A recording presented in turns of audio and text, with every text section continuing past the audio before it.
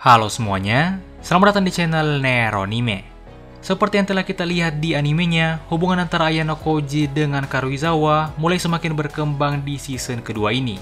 Nah, di video kali ini kita akan sedikit membahas perkembangan hubungan antara Ayano dengan Karuizawa di light novelnya.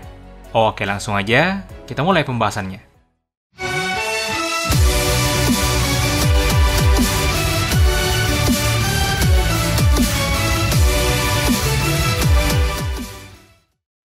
Hubungan antara Ayano dengan Karuizawa dimulai dari volume 4 light novelnya yang diadaptasi pada awal season kedua animenya. Seperti yang kita ketahui, di volume 4 ini, Ayano menjadikan Karuizawa sebagai alatnya. Dengan imbalan, Ayano berjanji akan melindungi Karuizawa dari pembulian. Nah, disinilah hubungan antara Ayano dengan Karuizawa dimulai. Sejak saat itu, hubungan mereka berdua terus berkembang dan semakin dekat, seiring dengan mereka berdua yang menghadapi beberapa konflik kelas. Dibandingkan Horikita, Karuizawa dapat lebih berguna sebagai alat Ayano dan lebih banyak membantu Ayano. Salah satu alasannya adalah karena Karuizawa adalah orang yang populer dan sangat akrab dengan banyak orang di kelasnya, di mana poin inilah yang tak dimiliki oleh Horikita. Sementara itu, salah satu teman dekat Karuizawa, yaitu Sato, juga mulai tertarik pada Ayano.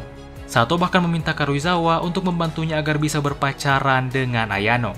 Karena Sato adalah teman dekatnya, Karuizawa pun menerima permintaan Sato tersebut. Dengan begitu, Sato pun berkencan dengan Ayano, dan Karuizawa juga membantu Sato dalam kencan tersebut.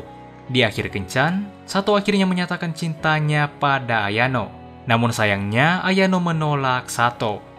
Lanjut, pada volume 7 light novelnya, Ryuen dan gengnya ingin mencari identitas dari sosok misterius yang ada di kelas D, yaitu Ayano. Karena itu, Ryuen pun menjebak Karuizawa, karena ia mencurigainya sebagai orang yang mengetahui sosok misterius yang ada di kelas D. Karuizawa tentunya tak ingin memberitahu Ryuen. Ryuen bahkan sampai membuli Karuizawa. Namun Karuizawa tetap menjaga identitas dari Ayano.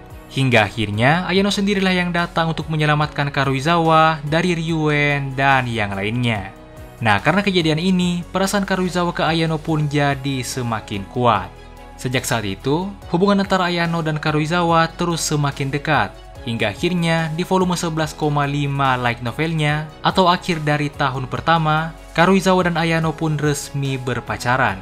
Ayano nembak Karuizawa, dan Karuizawa menerimanya. Setelah itu, mereka berdua pun berpelukan.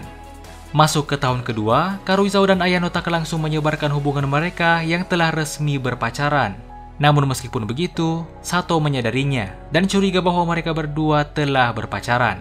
Sato pun bertanya langsung pada Karuizawa, dan Karuizawa membenarkannya bahwa ia dan Ayano memang telah berpacaran. Mendengar itu, Sato yang masih belum bisa move on dari Ayano pun menampar Karuizawa. Namun Sato langsung meminta maaf. Tentunya Karuizawa juga merasa sedikit bersalah pada Sato. Namun Sato memutuskan untuk mendukung hubungan antara Karuizawa dengan Ayano. Tahun kedua pun terus berlanjut. Karuizawa dan Ayano terus merahasiakan hubungan mereka berdua. Hingga akhirnya setelah ujian di Pulau Tak Berpenghuni di tahun kedua selesai, atau tepatnya pada volume 5 tahun kedua light novelnya, Karuizawa dan Ayano akhirnya memutuskan untuk mempublikasikan dan menyebarkan hubungan mereka berdua. Sehingga dengan begitu, semua orang pun kini telah mengetahui bahwa Ayano berpacaran dengan Karuizawa.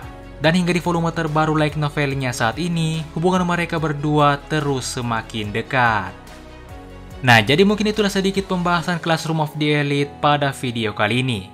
Kalau kalian punya pertanyaan atau tambahan lainnya, silahkan tuliskan di kolom komentar. Jangan lupa untuk like, share, dan subscribe. Dan sampai jumpa di video berikutnya.